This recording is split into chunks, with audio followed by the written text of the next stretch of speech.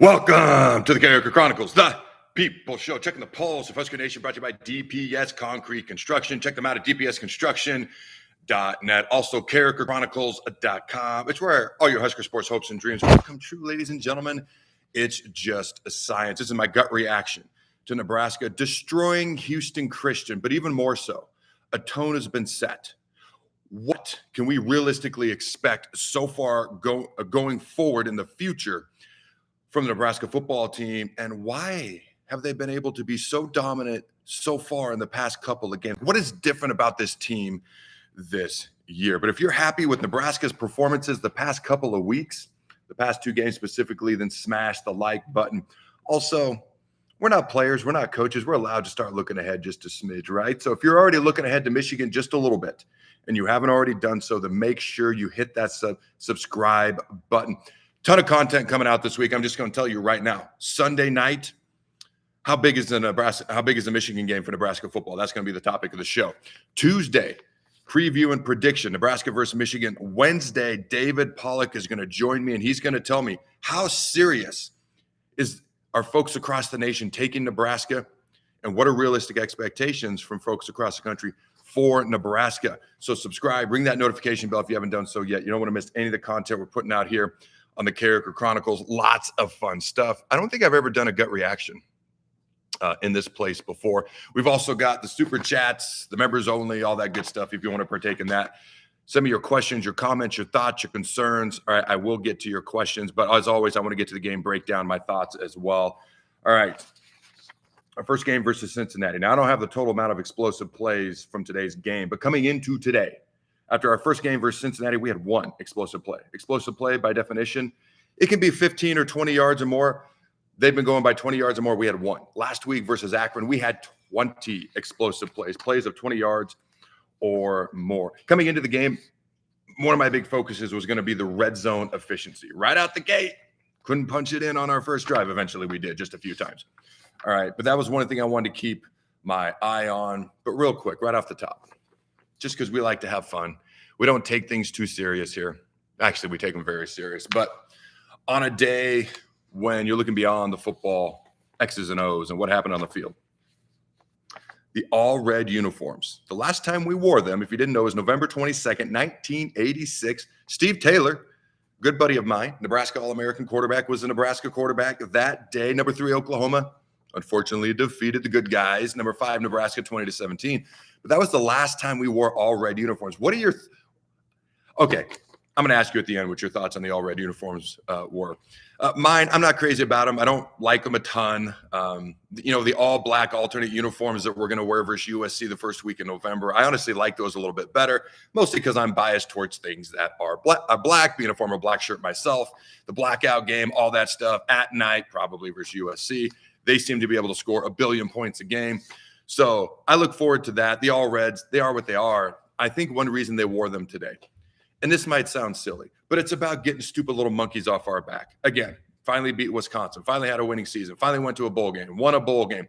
Then we had our first shutout last year. Then we had our first shutout since 2009, put up over 700 yards of offense for the first one of only 5 times in program history last year. Scored over, 68 points or whatever it was for the first time since 2012. All these things. We've not had good luck in the red uniforms in the past. If you want to break a losing streak in red uniforms, the all reds, play Houston Christian. So maybe it's about getting a little bit of a monkey off our back. I don't know. I'm not personally crazy about them, but if you play really good football, I also don't care. Again, let me know your questions, your thoughts, your comments in the comments. All right. Section here as we go along. Again, let's dive into this game. Then let's dive into what you fine folks think. Coming into the game, Nebraska was winning their games by an average of 35.5 points per game. That's the largest point differential. 2 games in before this game started since 2009. We had 737 pass yards on the season, which is the most in school history through 2 games. Dylan Raiola's 228.4 pass yards per game on average throughout his career, all right, is the highest in school history. This was Dylan's 16th career start for the Big Red. He's never missed a game. We're going to knock on wood with that right there.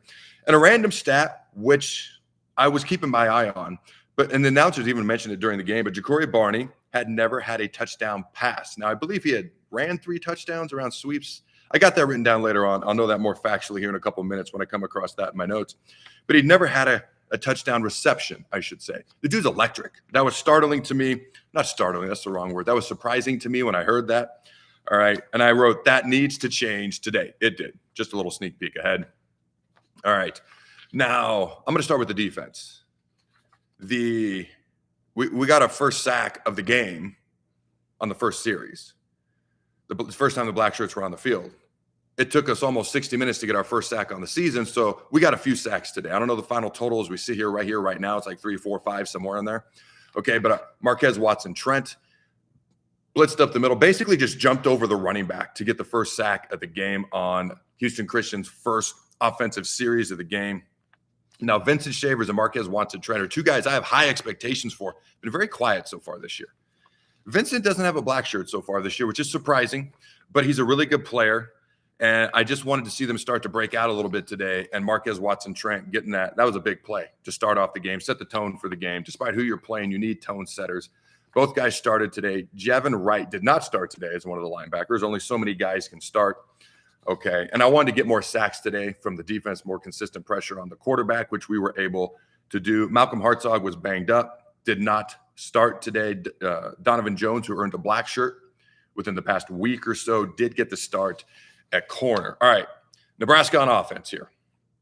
Nebraska, first drive goes right down the field. Unfortunately, they stalled in the red zone. Kyle Cunanan, hey, money, knock on wood again, puts us up 3-0, makes the field goal. All right, we lead 3-0. Raiola hit Dane Key on a long 40-yard pass in this opening drive. Short to medium passes, Dylan Raiola looks insanely accurate. Like, you will take that. I'm telling you right now, you have a smart quarterback who can read defenses, who can make the appropriate audibles at the line of scrimmage, and has insanely high accuracy, short to medium passes. That's what every college and NFL coach will take. His deep balls haven't looked quite the same since he stepped foot on campus as they did in high school. Hopefully that's something that will continue to improve.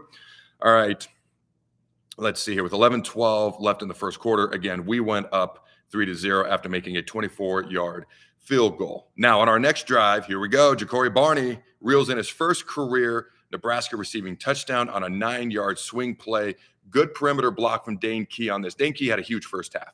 At halftime, he had 4 receptions for 104 yards. This was a dude who averaged 15 yards per reception for 3 straight years.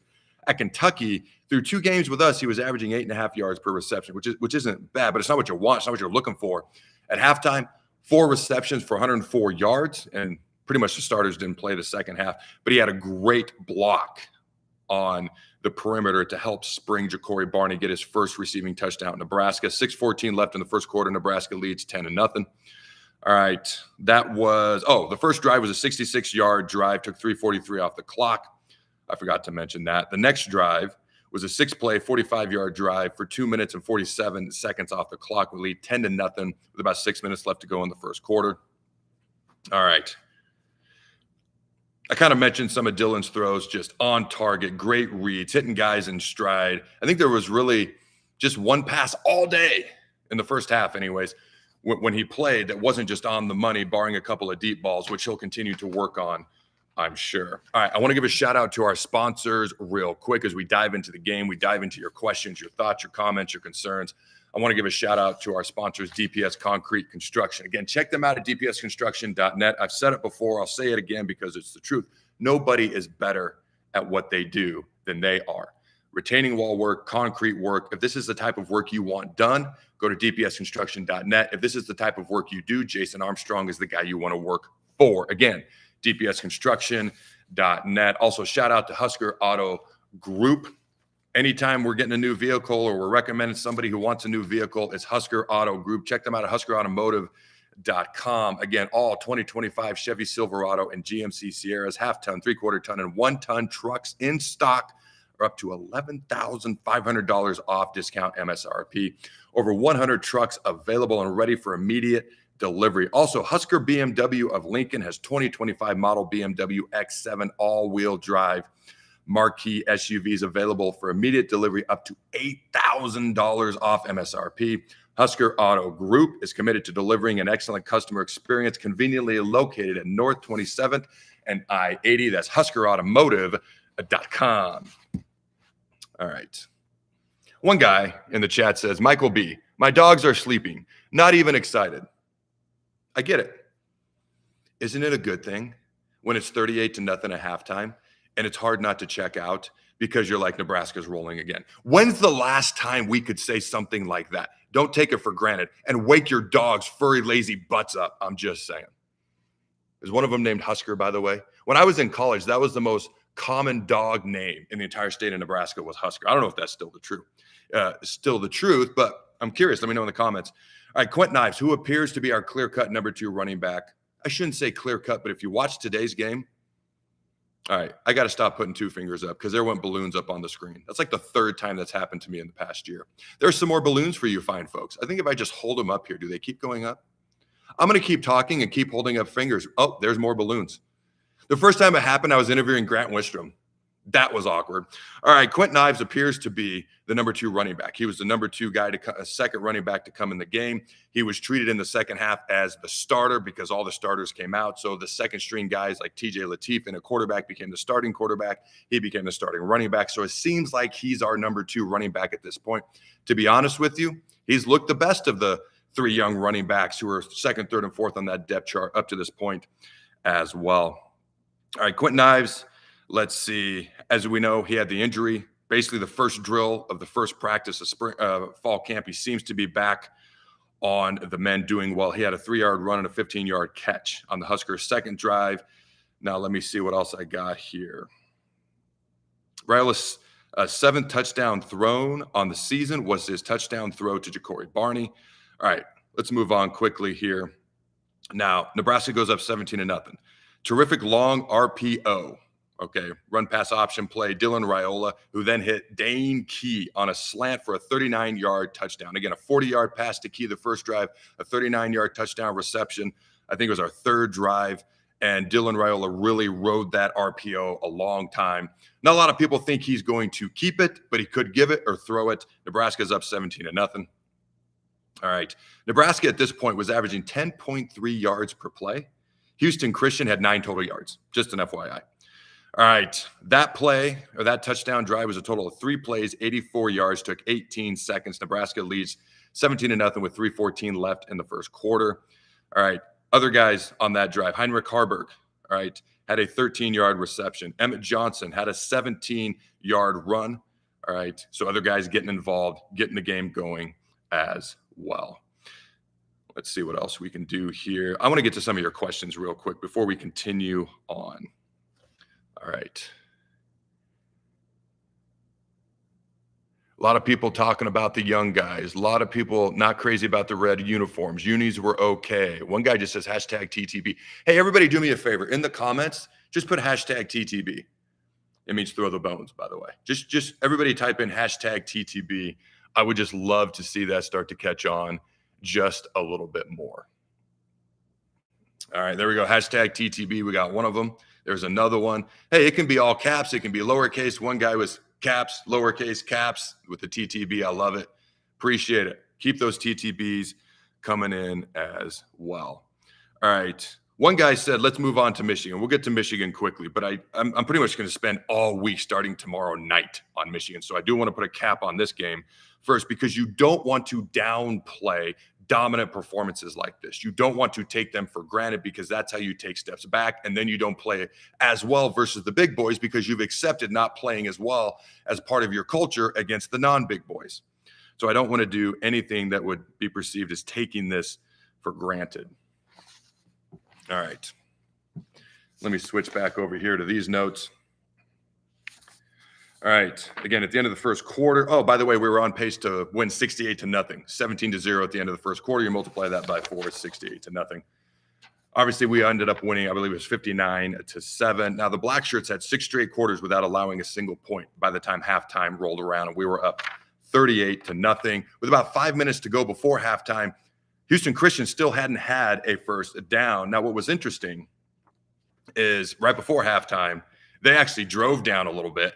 They fumbled a snap, and then Dawson McCullough got a sack, and it kind of got them out of field goal range, out of scoring range. But I'm like, Matt Rhule's going to be pissed at halftime. I mean, even when he was calling timeouts so we could get the ball back, and then our offensive possession wasn't exactly a thing of beauty, the last possession right before halftime. Now, when you're up at that point, I'm getting ahead of what I was going to talk about here just a little bit, 38-0. Why do you get that mad? That's the tone. That's the president. You're setting the tone for what's acceptable and what's not. He was pissed calling that timeout because he wasn't happy that they moved the ball on us. And then the offensive possession wasn't that great. I wonder how upset he was or was not at halftime. Now, the starters didn't play the second half, but I have a feeling he probably had that in his back pocket as something he planned on doing anyways. Now, when it was 17-0, going backwards a little bit, again, I went ahead just a little bit in time. We're going to go back to where I was. Nebraska had 191 total yards at that point, and Houston Christian had 13. Dylan Raiola was 10 of 13, 155 yards and 2 touchdowns. Okay, Nebraska goes down, scores again. 9 plays, 70-yard drive. The last 4 plays were all runs, and Emmett Johnson had a 2-yard touchdown run, puts Nebraska up 24-0. And let me see what else we got here. 9 plays, 70 yards, 3 minutes, 42 seconds off the clock. Nebraska already had 245 yards of offense at this point now, and we hadn't even played a full 20 minutes of football. There's a thumbs up. I'm just doing all sorts of stuff to the screen now. This is fun. Okay. The second half. Now I am going to try to move through this a little bit quickly. There was a play where Riley Van Poppel kind of got ran over by the running back. Literally the very next play, he got a sack, forced a fumble, and Williams Waneri picked it up, ran 29 yards for a score. Now, he almost Leon Letted it. Grabbed it with one hand, like, hey, let's secure that ball, big boy. You don't need to be Leon Letting that thing. But took it in for a 29-yard touchdown, the first defensive touchdown of the year for the Huskers. That's worth a throw the bones, all the TTBs in the comments. I love it. Puts Nebraska up 31-0. Van Poppel, my point was he came back. He's like, hey, that last play didn't go great. I hit you in the mouth. This play, sack, fumble, touchdown. Nebraska's first defensive touchdown of the season. All right, we did get a safety versus Akron, but this was a touchdown. All right, at this moment, the 7:02 mark. I think I already said that. Nebraska on that return of 29 yards, the defensive return for a touchdown of 29 yards by Waneri, that was more total yards than Houston Christian had offensively in the entire game up to that point. Couple of shout outs to some young guys. All right, Dawson Merritt had a big hit this game. You saw a lot of the true freshmen start to stand out. All right, Houston Christian running back Zayshawn Edwards, who, by the way, is 5'9", 180 pounds, ran and picked up a fumble and was evading defenders, and he got crushed on the sidelines by Vincent Shavers, by Keona Davis. Dawson Merritt had a big hit. Riley Van Poppel had a big hit. All right, I mentioned Dawson McCullough had a 12-yard sack right before halftime. Like, this team likes to hit. I mentioned in the Cincinnati game, after that game, I was like, yeah, we gave up a lot in this game, leaky defense-wise in the second half, but that team likes to hit, and that's going to make us better going forward because it shows me their mentality. And teams with that type of physical veracity and mentality want to hit will get better sooner and faster rather than later compared to other teams. I think we're seeing that a little bit. We got to earn it more, and we got to see it more versus Michigan next week. All right. Let's see. Houston Christian reached Nebraska's about 35-yard line, but a false start, a fumble, and a couple other things kept it 38-0 at halftime. Now at halftime, Nebraska, this was right before halftime, so not quite halftime stats. Nebraska had 321 yards of total offense. Houston Christian had 29. Nebraska had 223 passing yards. Houston Christian had 28. We had 98 rushing yards. Again, at halftime, not exactly quite halftime stats. This was a couple minutes before when I wrote all this down. Houston Christian had 1 rushing yard. So at least through the first half, we gave up a couple of big runs in the second half. The starters weren't in. But through the first half, we didn't give up much on the ground. We had 18 first downs.